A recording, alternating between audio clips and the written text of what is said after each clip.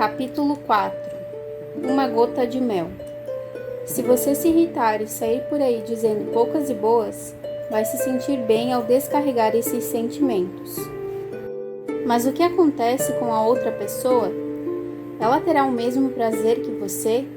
Será que seu tom agressivo e sua atitude hostil vão contribuir para que ela concorde com você? Se você se aproximar de mim com os punhos cerrados, garanto que os meus vão se cerrar muito mais rápido que os seus, disse Woodrow Wilson. Mas se me procurar e disser vamos discutir o assunto juntos, e se divergirmos vamos compreender por que e em que ponto divergimos, então descobriremos que não estamos tão distantes, que temos poucos pontos de divergência e muitos de concordância. E concluiremos que com paciência, sinceridade e desejo de nos unir, nós nos uniremos. Se o coração de um homem está tomado pela discórdia e pela má vontade em relação a você, não é possível convencê-lo de suas ideias, mesmo que use toda a lógica possível. Pais briguentos, patrões e maridos autoritários e esposas que gostam de discutir devem perceber que as pessoas não desejam mudar de ideia. Não podem ser obrigadas a concordar comigo ou com você, mas se formos delicados e amistosos, é possível conduzi-las a isso. Lincoln disse, há mais de 100 anos, aqui estão suas palavras.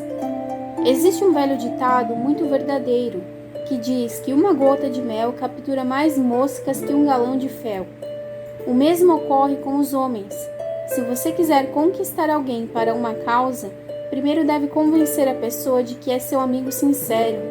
Essa é a gota de mel que captura o coração dela. A gota que, não importa o que se diga, é o caminho mais rápido para se chegar à razão. Executivos do mundo dos negócios aprenderam que a melhor estratégia é ser amigável com os grevistas. Por exemplo, quando 2.500 empregados da fábrica White Motor Company fizeram greve por aumentos salariais e pela instalação de um sindicato, Robert F. Black, então na presidência da companhia, não perdeu a cabeça, não condenou, não ameaçou, muito menos começou a chamá-los de tiranos e comunistas. Pelo contrário, elogiou os grevistas. Publicou um anúncio nos jornais de Cleveland, cumprimentando-os pela forma pacífica como abandonaram suas ferramentas. Ao descobrir que os piqueteiros andavam ociosos, comprou 20 bolas de beisebol e luvas e os convidou para jogar nos terrenos baldios.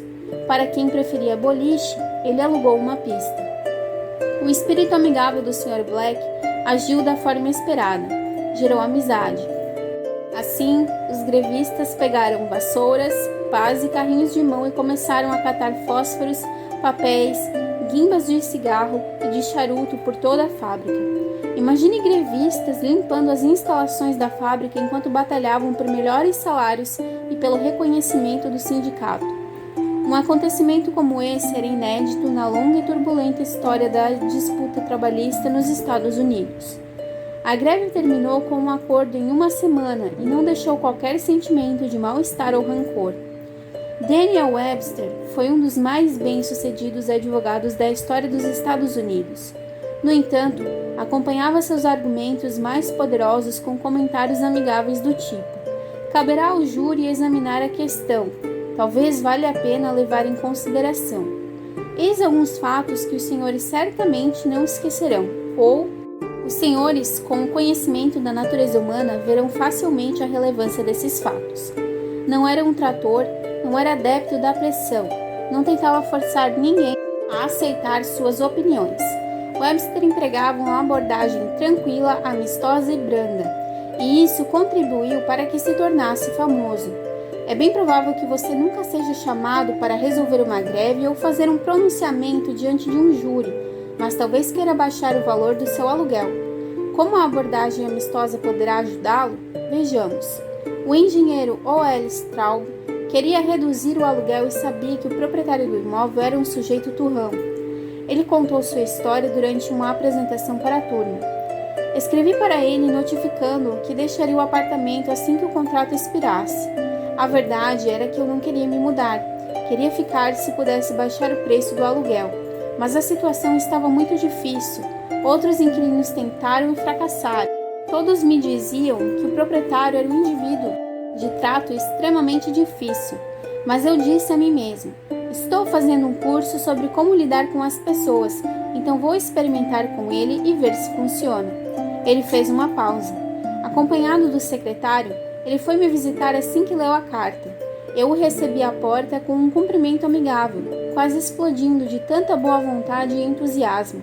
Não comecei dizendo que o aluguel estava caro. Antes de tudo, falei que adorava o imóvel. Fui caloroso ao demonstrar reconhecimento e pródigo nos elogios. Dei os parabéns pelo modo como administrava o prédio e disse que adoraria permanecer ali por mais um ano, mas que não tinha condições financeiras. Ficou claro que ele nunca havia sido recebido daquele jeito por um inquilino. Ele mal sabia como agir. Straub parou novamente, relembrando os fatos. Em seguida, continuou ele, o proprietário começou a me contar seus problemas. Inquilinos reclamões. Um deles tinha escrito 14 cartas, algumas cheias de insultos. Outro ameaçou romper o contrato se o senhorio não impedisse o vizinho de cima de roncar. Fico aliviado em encontrar um inquilino satisfeito como o senhor, disse ele. E então, sem que eu sugerisse, se ofereceu para baixar um pouco do meu aluguel. Eu queria um desconto maior, por isso disse um valor que poderia pagar. Ele aceitou sem discutir. Quando estava indo embora, de repente ele virou para mim e perguntou: como posso ajudá-lo a decorar o apartamento?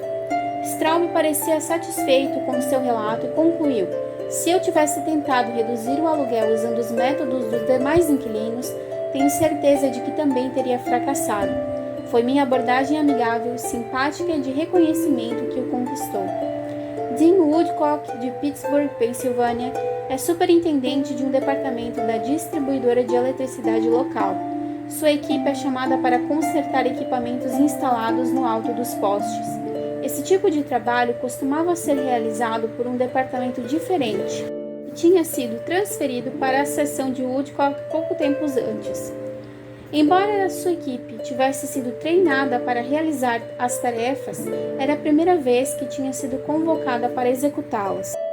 Todos na organização queriam ver se a equipe conseguiria lidar com a nova função e de que forma atingiriam o objetivo. Assim, o Sr. Woodcock, vários de seus subgerentes e membros dos outros departamentos foram ver a operação. Muitos carros e caminhões estavam no local e havia um monte de gente por perto observando os dois homens no alto do poste. Ao olhar em volta, Woodcock percebeu que um homem foi até um carro, pegou uma câmera e começou a fotografar a cena. Quem trabalha em serviços de infraestrutura costuma saber da importância das relações públicas, e de repente, Woodcock percebeu que para um homem da câmera, aquela cena toda parecia um exagero. Dezenas de pessoas convocadas para fazer um trabalho executado por dois homens. Assim, caminhou em direção ao fotógrafo e disse: vejo que está interessado na nossa operação. Estou sim, e minha mãe vai ficar mais interessada ainda. Ela tem ações da sua empresa. Isso vai abrir os olhos dela. Talvez perceba que o investimento não foi uma boa ideia. Há anos venho dizendo que há muito desperdício em empresas como a sua. Aqui está a prova. E talvez os jornais também não gostem dessas fotos. Parece mesmo um desperdício, não é? Eu pensaria o mesmo. Mas acontece que esta é uma situação singular.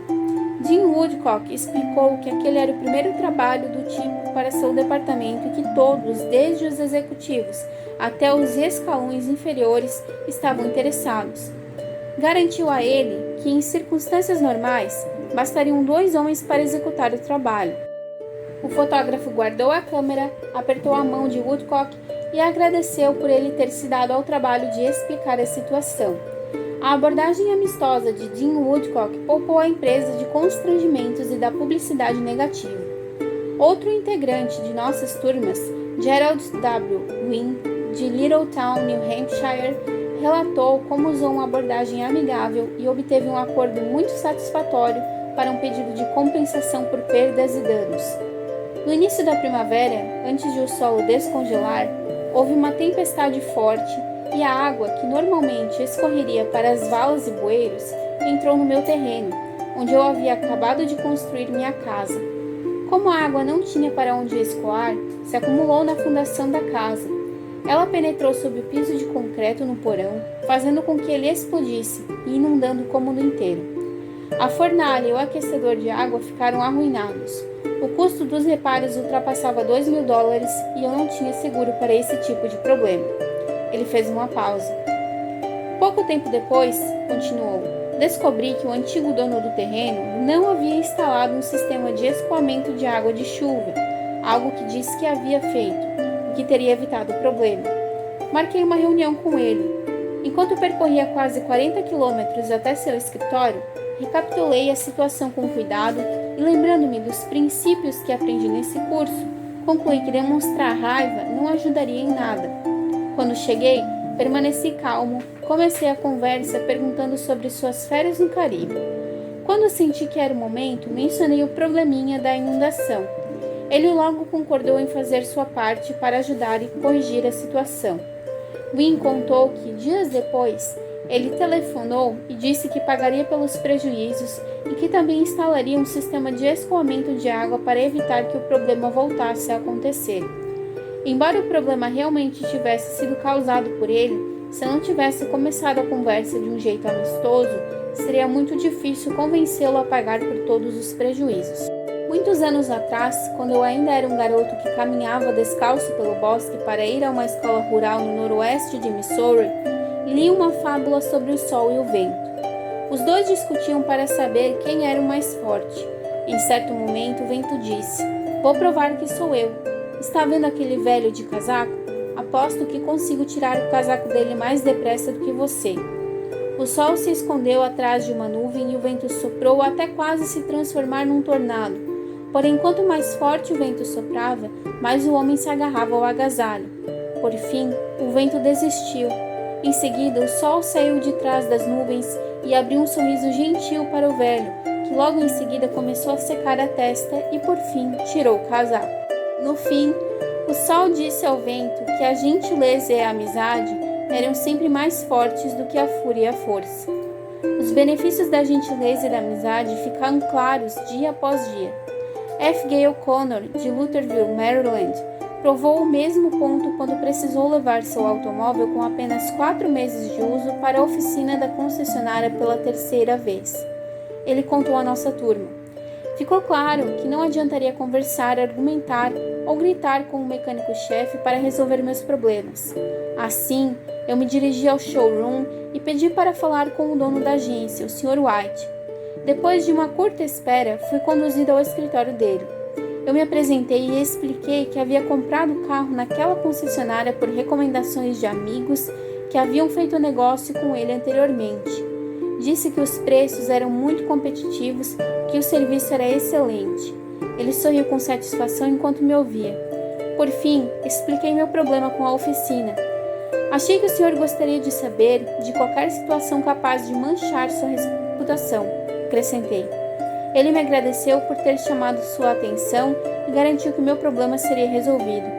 Condor concluiu, então, que o dono da agência não só se envolveu pessoalmente no conserto, ele me emprestou seu próprio carro enquanto o meu estivesse na oficina. Ésopo foi um escravo grego que viveu na corte de Creso e criou fábulas imortais 600 anos antes de Cristo. Embora sejam tão antigas, as verdades que ele ensinou sobre a natureza humana servem tão bem para qualquer cidade hoje em dia quanto serviam para Atenas 26 séculos atrás. O sol faz uma pessoa tirar o casaco mais rápido do que o vento, da mesma forma que a gentileza, uma abordagem amigável e a valorização fazem as pessoas mudarem de ideia mais rápido do que todas as turbulências e as tempestades do mundo. Lembre-se das palavras de Lincoln: uma gota de mel captura mais moscas que um galão de fel. Princípio 4. Comece sendo amigável.